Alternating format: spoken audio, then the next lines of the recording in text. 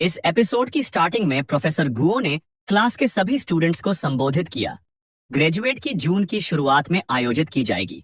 आपके कई graduate thesis में अभी भी इंपॉर्टेंट इंप्रूवमेंट की आवश्यकता है, इसलिए मैं आपको उन्हें मॉडिफाई करने और अपने टीचर्स के साथ संवाद करने की सलाह देता हूँ।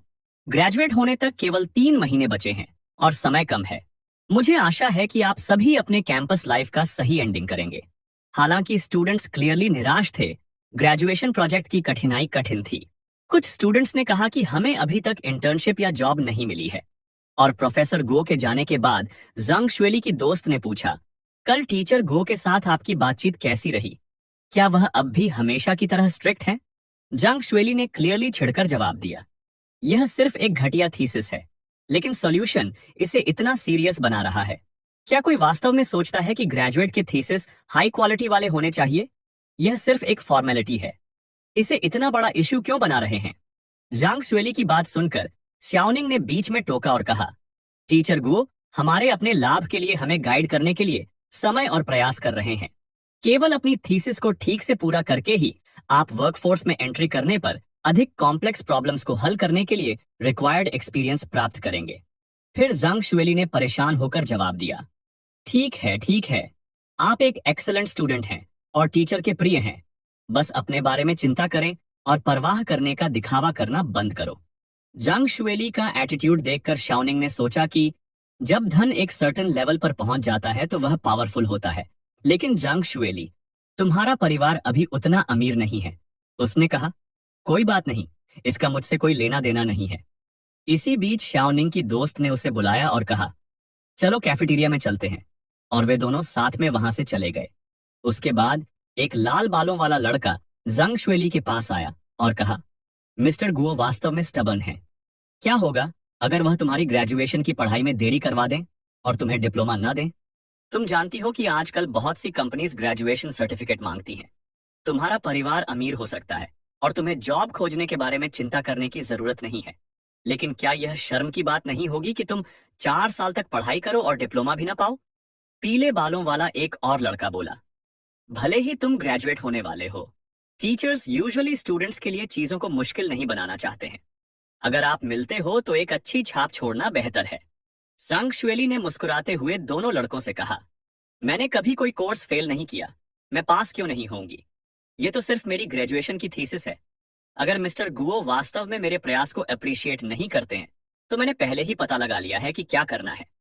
अंदर से उसने सोचा, अगर आप मेरी काइंडनेस की सराहना नहीं करते हैं तो मुझे रूथलेस होने के लिए दोष न दें। लड़कों ने सहमति में सिर हिलाया। ओल्ड गो पावर और वेल्थ के सामने कुछ भी नहीं है। जंग शुएली के परिवार के रिलेशंस हैं। इस बीच स्यूलाई, जो क्लास से उनकी कॉन्वर्सेशन सुन रहा था, अब और नहीं रोक सका। वह आगे बढ़ा और जंग शुएली से कहा, यह तय करना आपके ऊपर नहीं है कि ग्रेजुएशन की थीसिस इंपॉर्टेंट है या नहीं। इसे गंभीरता से करने की जरूरत है या नहीं। सिर्फ इसलिए कि तुम्हारा बैकग्राउंड स्ट्रांग है, इसका मतलब यह नहीं है कि दूसरों की ईमानदारी की अवहेलना करो। तो क्या हुआ अगर तुम्हारा परिवार अमीर है? धन में पैदा होना सिर्फ भाग्य का लाभ है, लेकिन इससे तुम्हें दूसरों को इस तरह से देखने का अधिकार नहीं मिल जाता। फिर उसने कहा, समय के साथ चीजें बदल जाती हैं और अगर तुम्हारा जांग फैमिली गिर जाता है तो तुम्हारे एटीट्यूड और बिहेवियर से लोग तुम्हारे साथ कुत्ते जैसा व्यवहार करेंगे। जंग शुएली का चेहरा गुस्से से लाल हो गया और उसने कहा, तुम कौन होते हो मुझे उपदेश देने वाले? तुम एक पुअर स्टूडेंट हो जिनका कोई स्टेटस नहीं है। तुम में कोई क्वालिटी नहीं है। स्यूलाई ने कोल्ड टोन में मुस्कुराते हुए जवाब दिया, तुम मुझसे क्वालिटी के बारे में बात कर रहे हो जंग शुएली? क्या तुम ही वह नहीं हो जिसके अंदर क्वालिटी की सबसे कम मात्रा है? अंदर से तुम इसे अच्छी तरह से जानते हो। पीले बालों वाला लड़का लाल बालों वाले लड़के की ओर मुड़ा और हैरान होकर कहा, यह लड़का यूजुअली चुप रहता है। अचानक उसे जंग शुएली के सामने खड़े होने की हिम्मत कैसे हुई? लाल बालों वाले लड़के ने कहा, शायद वह हीरो बनना चाहता है। शायद वह परेशान है क्योंकि शाओनिंग इस सब बकवास से निराश है। मैंने सुना है कि उसके परिवार की सिचुएशन बहुत अच्छी नहीं है। शायद वह अपना भाग्य बदलने के लिए कड़ी मेहनत से पढ़ाई करने पर डिपेंडेंट करता है। उसका प्राइड हर्ट हुआ होगा। उसने मुस्कुराहट के साथ कहा, जब वह वास्तविक दुनिया में प्रवेश करेगा तो उसे पता चलेगा कि पढ़ाई ही सब कुछ नहीं है। जंग शुएली की तरह बनना बेहतर है, जिसे किसी चीज की चिंता करने की जरूरत नहीं है। जांग श्वेली अभी भी गुस्से में शिवलाई को घूर रही थी और फिर उसने कहा, हाँ, मेरा परिवार अमीर है और यह इनक्रेडिबल है। तुम्हारे विपरीत, जिसके पूरे जीवन के प्रयास की तुलना मेरे जन्म से नहीं की जा सकती। मेरा प्रिविलेज मेरा पैसा है। तुम सिर्फ एक देहाती हो जिसके पेरेंट्स खेतों में काम करते हैं। मुझसे दूर रहो और अपने चिकन्स की गंध से मुझे परेशान मत करो। वह हंस पड़ी, लेकिन तभी जोंगमिंग ने कदम बढ़ाया और शिवलाई के कंधे पर हाथ रखा और कहा, उसके जैसे किसी पर्सन के साथ बहस करने की कोई जरूरत नहीं है। शिवलाई ने एक मोमेंट के लिए रुककर उसके वर्ड्स में सच्चाई को महसूस किया कि जांग श्वेली जैसे लोगों के साथ बहस करने का कोई मतलब नहीं है।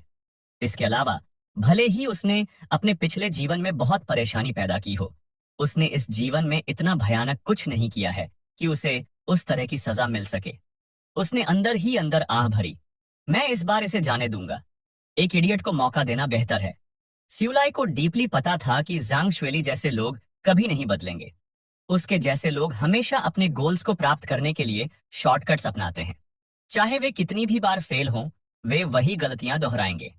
उसने खुद से सोचा, मैं बस उसके फिर से गड़बड़ करने का इंतजार कर रहा हूं, ताकि मैं बिना किसी हेजिटेशन के उसे कुचल सकूं। सिउलाई जंग श्वेली के करीब गया और कहा, तुम्हारे फादर अमीर हैं, लेकिन वह सिर्फ 5 मिलियनेयर्स हैं। हैंगचंग में सिर्फ एक लिटिल रिच बॉस है। पीले बालों वाला लड़का चौंक गया और बोल पड़ा, 5 मिलियन इतना इंप्रेसिव नहीं है। वह इसके बारे में इतना मूडी क्यों है? लाल बालों वाले लड़के ने जवाब दिया, वह एक कुएं में मेंढक की तरह है। वह कैसे समझ सकता है कि 5 मिलियन का मतलब मेरे फैमिली के लिए 100 घर खरीदने के लिए सफिशिएंट है।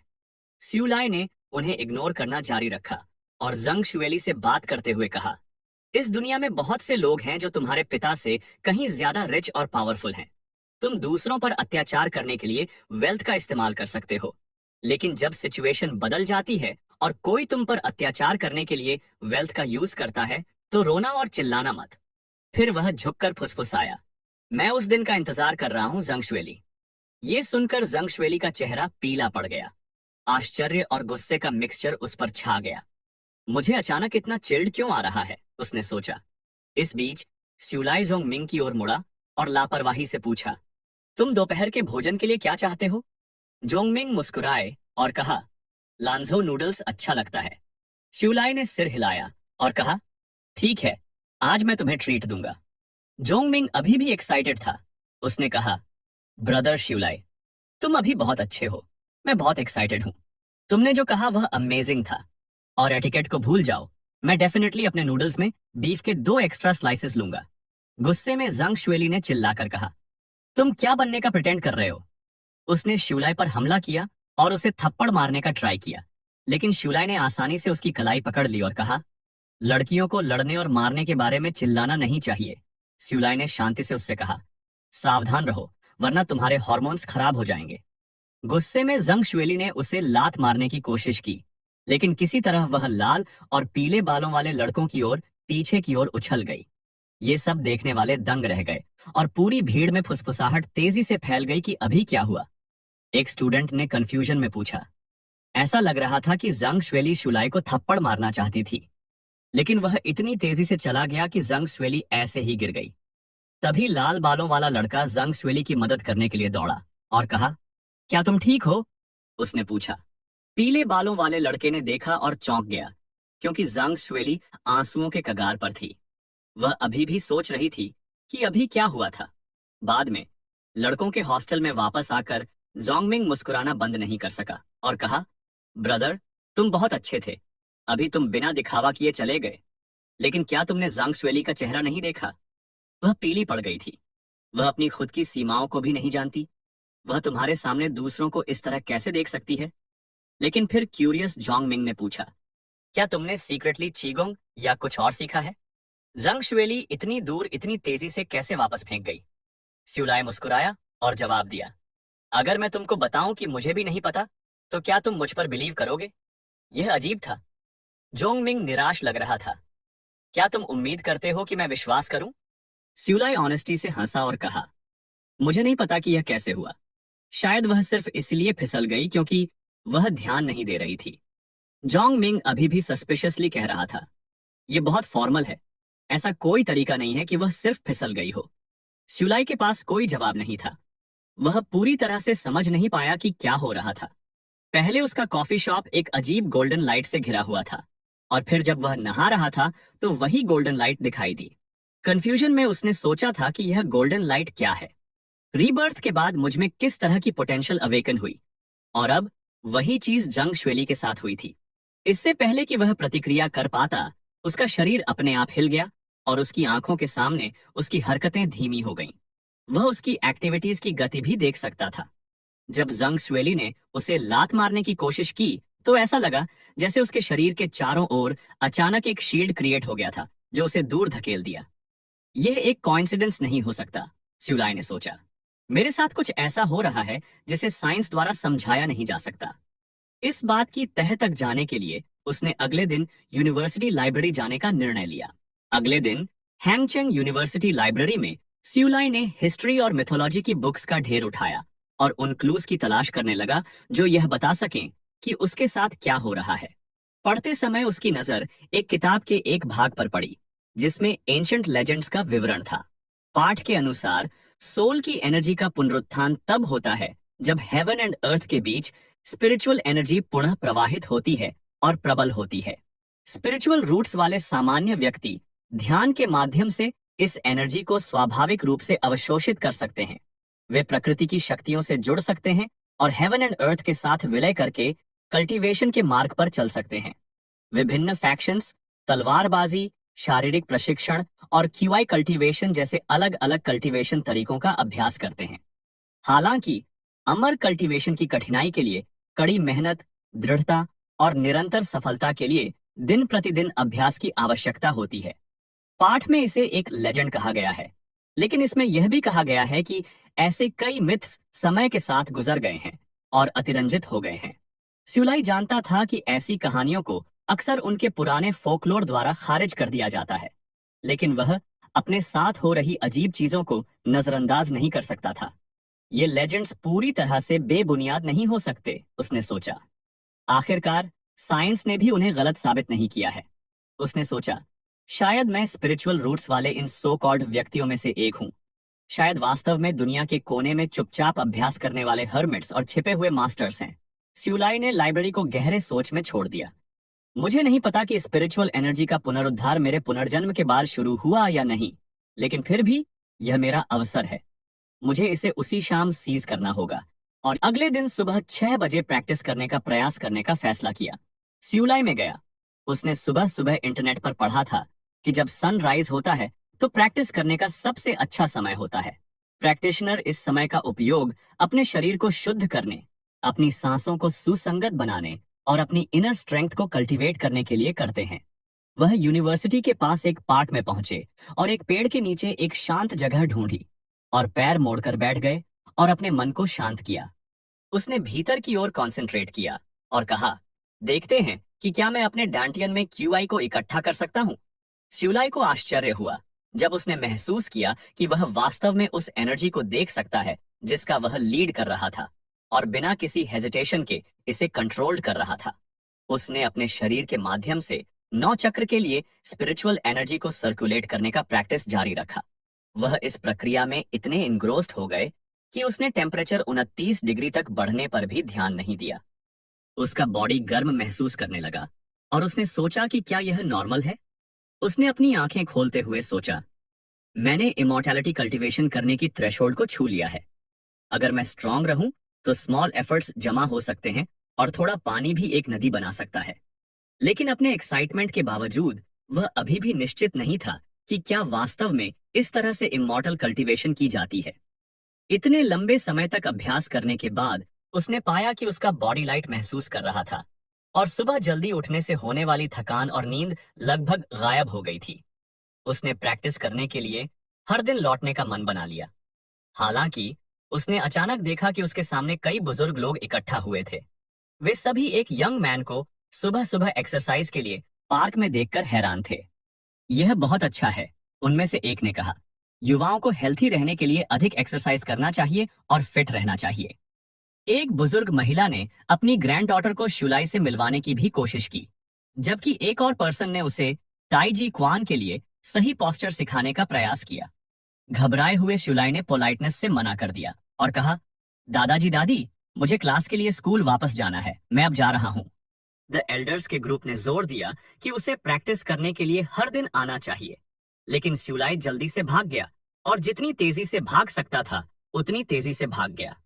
जैसे ही वह मुक्त हुआ, उसने राहत की सांस ली, लेकिन इतने सारे बुजुर्गों को देखकर उसे एक विचार आया, एक न्यू बिजनेस अपॉर्चुनिटी। उसने सोचा, अगले 2 इयर्स में स्क्वायर डांसिंग मिडिल एज्ड और एल्डर्स के बीच पॉपुलैरिटी में आएगा। अभी यह बिना किसी ऑर्गेनाइजेशन या डिसिप्लिन के स्पॉन्टेनियस है और चाइना का सोसाइटी तेजी से बूढ़ा हो रहा है। अगर मैं स्क्वायर डांसिंग के लिए एक स्ट्रक्चर्ड सेफ स्पेस बनाता हूं, तो यह न केवल एक्सरसाइज और रेस्ट के लिए एक प्लेस प्रदान करेगा, बल्कि यह समाज में कंट्रीब्यूशन देगा और एक शानदार बिजनेस अपॉर्चुनिटी भी होगा। इस विचार से थ्रिल्ड होकर उसने सोचा कि जब मैं वापस आऊंगा तो एक प्लान बनाऊंगा। जैसे ही वह चला गया, पार्क में मार्शल आर्ट्स का प्रैक्टिस कर रहे एक ओल्ड पर्सन ने उसे देखा और सोचा, इस यंग मैन की ऑरा हमारे जैसी ही है। नेक्स्ट सीन में एयरपोर्ट पर टर्मिनल में एक अनाउंसमेंट हुई, लेडीज एंड जेंटलमैन, यंजू के लिए हमारी उड़ान में आपका स्वागत है। अब बोर्डिंग का समय हो गया है। कृपया अपना बोर्डिंग पास और वैलिड आईडी तैयार रखें और प्लेन में चढ़ने के लिए कतार में खड़े हों। सभी ने देखा कि शिवलाई अपने सेल फोन पर बात कर रहा था और वे एक मोबाइल फोन को देखकर हैरान थे। उन्होंने सोचा कि 90 के दशक में यह बहुत महंगा है। मोबाइल फोन रखना एक लग्जरी माना जाता था। कॉल के दूसरी ओर महिला ने शिवलाई से कहा, हमने आपके लिए सैनली लेक के पास कई घर चुने हैं। फोन पर महिला ने शिवलाई से पूछा, आपके लिए कब आना और देखना कन्वीनियंट होगा? शिवलाई ने अपनी उड़ान पर चढ़ने की तैयारी करते हुए उत्तर दिया, मैं अब प्लेन पर चढ़ने वाला हूं, मुझसे 3 घंटे में कांटेक्ट करें। जब वह उतरा तो अपना बैग लेकर शिवलाई यंजू के लिए अपनी उड़ान पर सवार हो गया। कुछ घंटों बाद वह उतरा और रियल एस्टेट ऑफिस में देजू रियल एस्टेट के लिए अपना रास्ता बनाया। रिसेप्शनिस्ट ने उसका ग्रीटिंग्स किया और कहा, जिस घर में आप इंटरेस्ट रखते हैं उसका मार्केट वैल्यू 1 मिलियन युआन है। क्या आप फुल पेमेंट करना पसंद करेंगे या इंस्टॉलमेंट्स के माध्यम से? अगर आप इंस्टॉलमेंट्स में इंटरेस्ट रखते हैं तो मैं आपको हमारी बैंक लोन सर्विसेज से परिचित करा सकता हूं। रिसेप्शनिस्ट यह सोचकर स्माइल कर रही थी कि वह अपने शुरुआती 20 के दशक में लग रहा है। क्या वह एक रिच सेकंड जनरेशन का लड़का हो सकता है? वह फोन पर बहुत जेनरस लग रहा था। क्या वह वेल्थ का गॉड हो सकता है? शिवलाई ने रुककर उससे कहा, मुझे 1 मिनट दो, मैं डिसीजन लेने से पहले एक और नजर डालना चाहता हूं। वह जानता था कि यह प्रॉपर्टी न केवल यांजू में उसके लिए आधार के रूप में काम करेगी, बल्कि आने वाले सालों में इसका मार्केट वैल्यू भी आसमान छुएगा। एजेंट्स के पास प्रॉपर्टीज का सिलेक्शन करने की अच्छी नजर होती है। इसमें कोई आश्चर्य नहीं कि यह इंडस्ट्री इतने लंबे समय से फल फूल रहा है। लेकिन यह रियल एस्टेट के लिए शर्म की बात है कि लगभग 10 सालों में मार्केट कोलैप्स हो जाएगा। बिना किसी हेजिटेशन के शिवलाई ने अपना गोल्डन कार्ड निकाला और रिसेप्शनिस्ट को सौंप दिया और उसने कहा, मैं पूरा भुगतान करूंगा। रिसेप्शनिस्ट की आंखें आश्चर्य से चौड़ी हो गईं। सिर्फ उसकी ही नहीं, बल्कि ऑफिस में मौजूद हर कोई हैरान था। क्या उसने ऐसे ही 10 लाख निकाल लिए, जैसे कि यह कुछ भी नहीं है? किसी ने फुसफुसाया, वह बहुत यंग दिखता है और उसके कपड़े ऑर्डिनरी हैं, लेकिन उसने पूरा भुगतान करते समय पलक भी नहीं झपकाई। शायद वह एक बहुत रिच फैमिली से है। किसी और पर्सन ने सिर हिलाया, डेफिनेटली सेकंड जनरेशन का अमीर बच्चा होगा। ब्लैक क्लोथ्स पहने एक लड़की ने बातचीत सुनी और कहा, सैनली लेक सिटी के सेंटर से बहुत दूर है। वहां प्रॉपर्टी के वैल्यू में ग्रोथ के लिए कोई जगह नहीं है। मुझे लगता है उसे बेवकूफ बनाया गया होगा। दूसरे पर्सन ने फुसफुसाया, क्या तुम इडियट हो? उस एरिया में घरों का वैल्यू नहीं बढ़ेगा, वह ओल्ड टाउन है। लेकिन घर के लिए कॉन्ट्रैक्ट पर सिग्नेचर करते समय शिवलाई ने मन ही मन मुस्कुराया और कहा, वे कुछ नहीं जानते। सैनली लेक को भूल जाओ। अगर आप प्रॉपर्टी खरीदते हैं तो आप भी फॉर्चून बना लेंगे। और कहा, रीबर्थ के अपने लाभ हैं। सैटिस्फाइड, शिवलाई ने सोचा कि आगे अन्य इंपॉर्टेंट चीजें हैं जिनका ध्यान रखना है।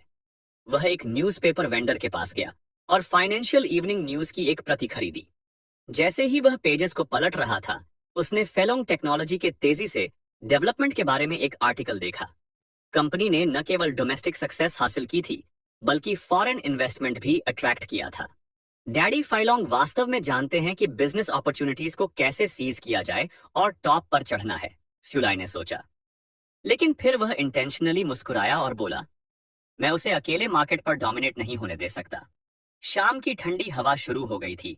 स्यूलाई ने सोचा कि यह ब्रदर डैक्सी और ब्रदर होंग से मिलने का समय है। लू डैक्सी, यांजिंग इलेक्ट्रॉनिक टेक्नोलॉजी के सीईओ, ने रिसेप्शनिस्ट को संबोधित किया। हु शो मटेरियल की तैयारी के साथ कैसे प्रोग्रेस कर रहा है? कृपया उसे एक स्टेटस अपडेट प्रदान करने के लिए कहें।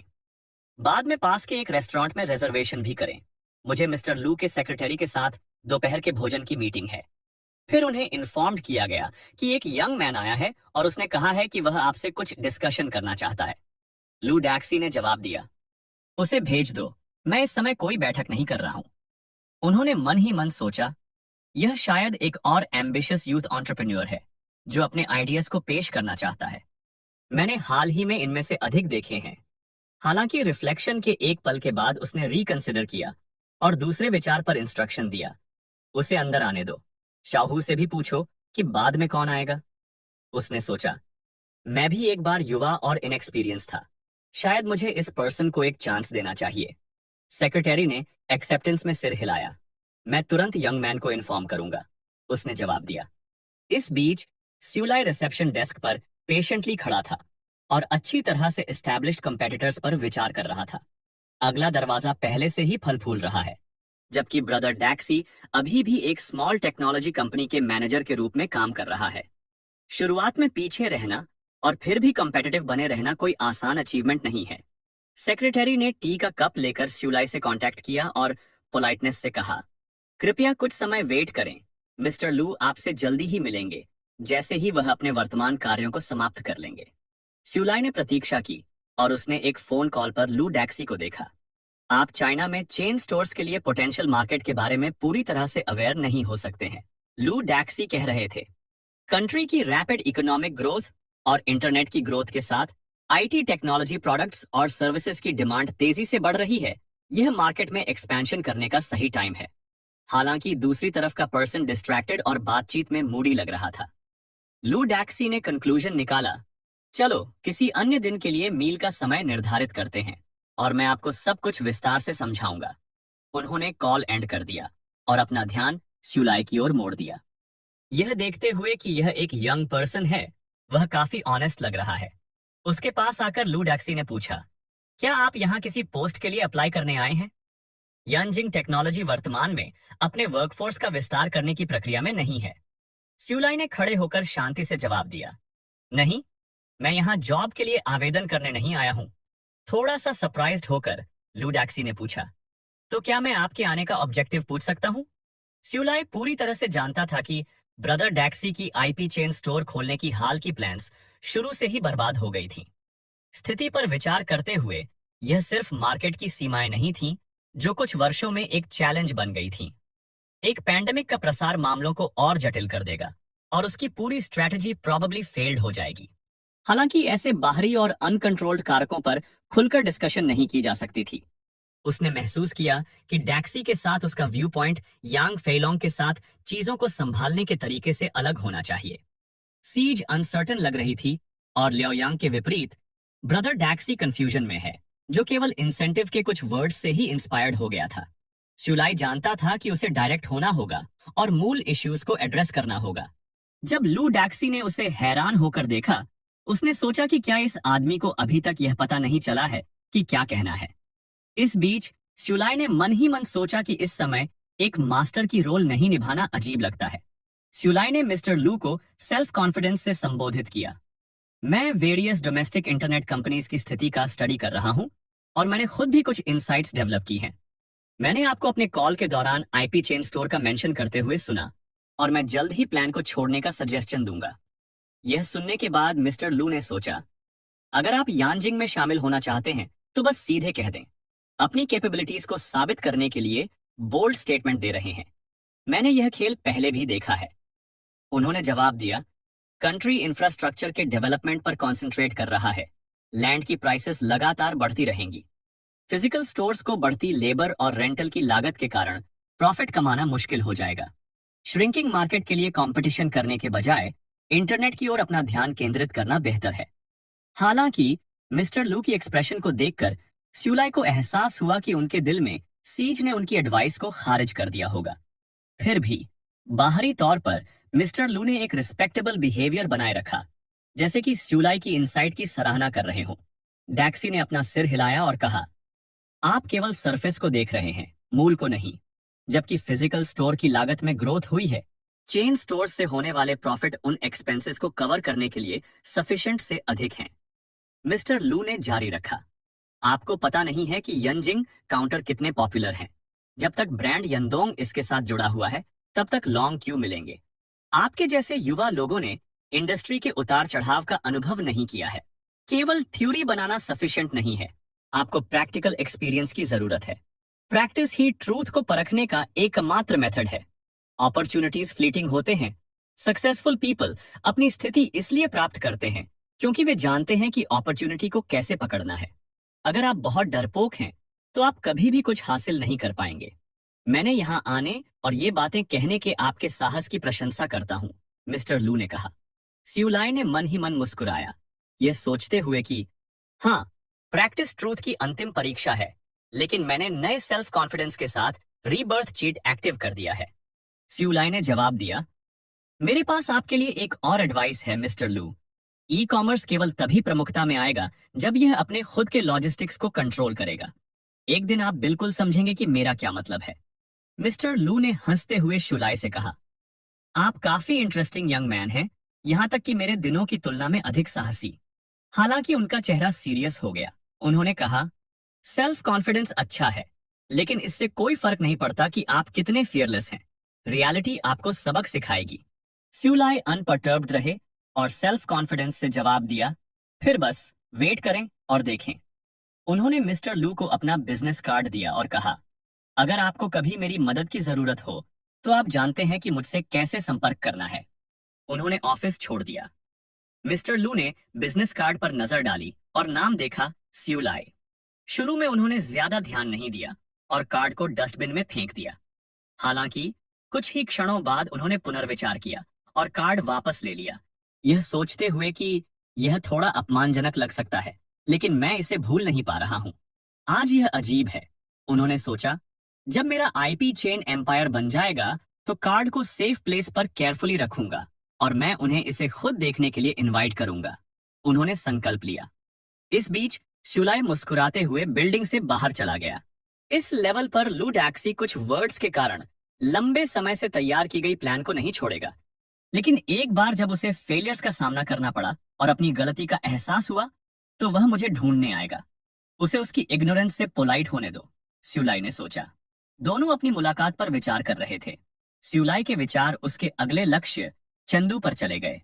मिस्टर लू और यांग फेलोंग दोनों को सेफ करने के बाद वह कुछ समय बाद हांगझाओ यूनिवर्सिटी में बॉयज हॉस्टल में अपनी प्लान्स के साथ आगे बढ़ने के लिए तैयार था। जोंगमिंग ने एक्साइटमेंट से शुलाई का ग्रीटिंग्स किया और कहा, अरे, तुमको फिर से देखकर बहुत अच्छा लगा। तुम वीकेंड में कहाँ गायब हो गए थे? तुम अभी भी अपना सामान क्यों ले जा रहे हो? शुलाई ने सवाल को टाल दिया और जवाब दिया, मैं अपने पेरेंट्स से मिलने घर जा रहा हूँ। जोंगमिंग उत्साहित होकर बोला, क्या तुम उन्हें मेरे लिए नमस्ते कहना? उन्हें बताना कि तुम्हारा एक अच्छा दोस्त है जो तुम्हारी फैमिली में शामिल होने के लिए तैयार है। स्यूलाई ने जवाब दिया, मुझे दूसरे भाई की जरूरत नहीं है, मुझे एक सिस्टर की जरूरत है। जोंगमिंग ने एक लड़की की तरह एक्ट करने का नाटक करते हुए मजाक किया, अगर जरूरत पड़ी तो मैं तुम्हारी सिस्टर बन सकती हूँ। परेशान शुलाई ने जवाब दिया, यहां से चले जाओ।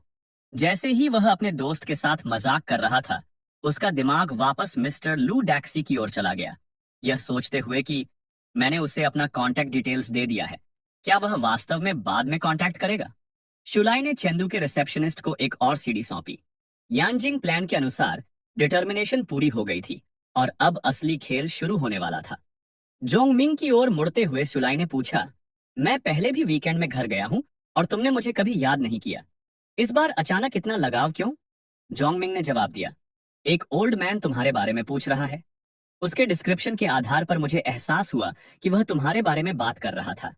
मैं बस जानना चाहता था कि क्या हो रहा है। क्यूरियसिटी से उसने पूछा, क्या तुम किसी स्कैमर या कुछ और में फंस गए हो? तुम्हें सावधान रहना होगा, इन दिनों बहुत सारे शेडी ओल्ड मैन और विमेन हैं। फिर चिढ़ाते हुए श्यूलाई ने कहा, ये सिर्फ बैड पीपल बूढ़े हो रहे हैं। ज्यादातर बूढ़े लोग अभी भी काइंड और रिलायबल हैं। जोंगमिंग ने मुस्कुराते हुए जवाब दिया, अगर ऐसा कुछ भी होता है तो तुम्हें पता है कि मैं तुम्हारे डैड हूं, जो हमेशा तुम्हारे साथ रहूंगा। हालांकि स्यूलाई चिंता की भावना से छुटकारा नहीं पा सका और सोचने लगा, इस समय मुझे कौन ढूंढ रहा होगा, फादर इतने बूढ़े नहीं हैं। फिर उसने यह विचार टाल दिया कि अगर यह कुछ इम्पोर्टेंट है तो वे मुझे फिर से ढूंढ लेंगे। उसने अपनी चीजें पैक करना समाप्त कर दिया और जाने के लिए तैयार हो गया। तभी वह ओल्ड मैन दिखाई दिया, जो स्यूलाई की तलाश कर रहा था। वह उसे ढूंढने की उम्मीद में पास के मार्केट में यूनिवर्सिटी के आसपास पूछ रहा था। स्यूलाई टहलने के लिए बाहर गया था। ओल्ड पर्सन ने आखिरकार उसे दौड़ते हुए पकड़ लिया। उसने श्यूलाई का हाथ पकड़ लिया और उससे आग्रह किया कि वह उसके साथ आए। कंफ्यूज्ड लेकिन क्यूरियस, स्यूलाई ने ओल्ड पर्सन का पीछा करते हुए पास के पार्क में प्रवेश किया। वहां पहुंचने पर ओल्ड पर्सन ने उसे ध्यान से देखने का इंस्ट्रक्शन दिया। अचानक आग जैसी एनर्जी ओल्ड मैन के शरीर के चारों ओर इकट्ठा होने लगी। स्यूलाई हैरान रह गया और सोचा, क्या मैंने एंशिएंट टेक्स्ट में इसके बारे में पढ़ा है? तब ओल्ड मैन चिल्लाया, अपनी एनर्जी और अपने मन को कंसंट्रेट करो। हालांकि यह टेक्निक एक्सट्रीमली पावरफुल नहीं थी, लेकिन यह आसपास के पेड़ों की पत्तियों को गिराने के लिए पर्याप्त स्ट्रांग थी। स्यूलाई ने शांत रहने की कोशिश की। उसने सोचा, एल्डर्स की डिग्निटी का सम्मान किया जाना चाहिए। ओल्ड पर्सन ने कुछ शर्मिंदा होकर पूछा, क्या तुम समझ गए कि मैं तुम्हें क्या सिखाने की कोशिश कर रहा था? स्यूलाई अब डीपली कंसर्न्ड हो गया। उसने सोचा, यह ट्रेमेंडस एनर्जी एक वायलेंट फायर की तरह दिखती है, जो यह आदमी लंबे समय से प्रैक्टिस कर रहा है। फिर उसे लगा, क्या यह आदमी एक इमॉर्टल कल्टीवेटर है? और ये एपिसोड यहीं पर खत्म होता है। अगर आपको नेक्स्ट एपिसोड चाहिए तो वीडियो को लाइक, शेयर, कमेंट और चैनल को सब्सक्राइब करना न भूलें।